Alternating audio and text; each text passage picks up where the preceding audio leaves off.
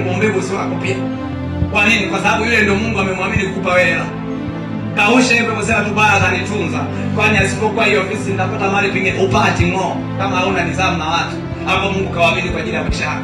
Unasema mimi wananisalau si kwa sababu mimi ni mdogo. Hakuna cha mdogo. Hakuna cha mdogo. Fanya kile ambacho unastahili kufanya kwa utukufu wa Bwana. Kama nimesema tena amen. Kama sema tena amen. Yusufu alipokelewa kama mtumwa mbele ya Potifa.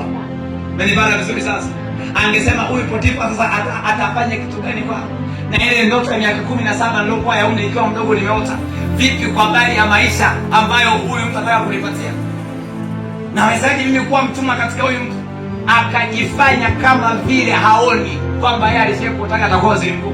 Lakini akanyenyekea kwa Potifa. Potifa akamkabidhi kila kitu kwenye nyumba. Akakabidhi mashamba yote, akakabidhi kila kitu. Mungu akampa hiyo nafasi ya kukaa kwenye hivyo viti. Sasa wewe hapo unasema mimi ni wa kujivolunteer, mimi wa kujitolea. Mimi na degree yangu nikajitolea kabisa. Sipewi chochote. Au hujajua tu kuna wakati watu wanaenda kuwa watumwa mahali lakini unanyoa na ufalme pia. Sasa kusema tena amen. Mwambie jirani yako heshimu watu. Mwambie waheshimu watu. Uvae viatu. Hajakusikia kusema amen. Waheshimu watu. Uvae viatu. Kaa na watu vizuri. Wakupe viatu. Ukikaa na watu vibaya utatembea peku. Saidia tena kumwambia kumshika sikio, kaa na watu vizuri. Haleluya. Mimi siwezi kumwambia bosi hajaokoka. Kwa hiyo kama hajaokoka. Okay, kama hajaokoka maana anakupa hela. Katana yake sema wewe hujaokoka, mimi nalako sitaki. Sema bosi wangu mimi kwa kweli hata hajaokoka. Hajaokoka. Lakini nakupa hela kakisha kuzidi, kubali kwa mnyenyekevu kwa watu. Tena kusema tena amen.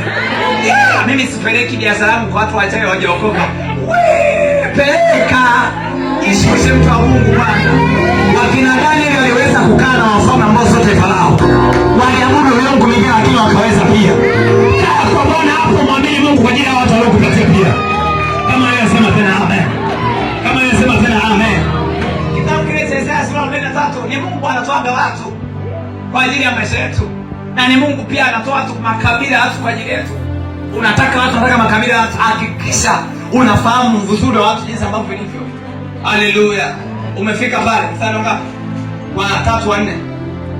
Anasemaje?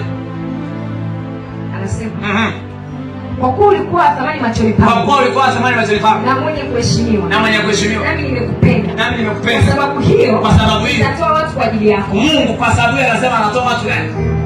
Anatoa mapepo. Watu. Watu. Wewe wa thamani kwa Mungu. Na Mungu amekupenda. Kwa hiyo Mungu anatoa hela. Watu. Kwa hiyo kama ni Mungu ana tabia kutoa ni watu. Kwenye haya ambayo wewe unahitaji kwa Mungu, Mungu anatoa kwa watu, anakupatia vitu kutoka kwako. Na ndio maana sasa ni muhimu tunapokuwa tunazungumzia habari ya kibali. Usije ukasema tu Mungu atanipa kibali natosha, kuna watu pia. Amen. Nasema kuna watu pia. Amen. Nasema kuna watu pia. Amen. Muangalie jirani yako vizuri, mwambie hivi, ukiomba kitu kwa Mungu, hicho kitu anakitoa kwa watu. Ukiomba jambo kwa Mungu, Mungu anakupatia kutoka kwa watu. Sema tena amen.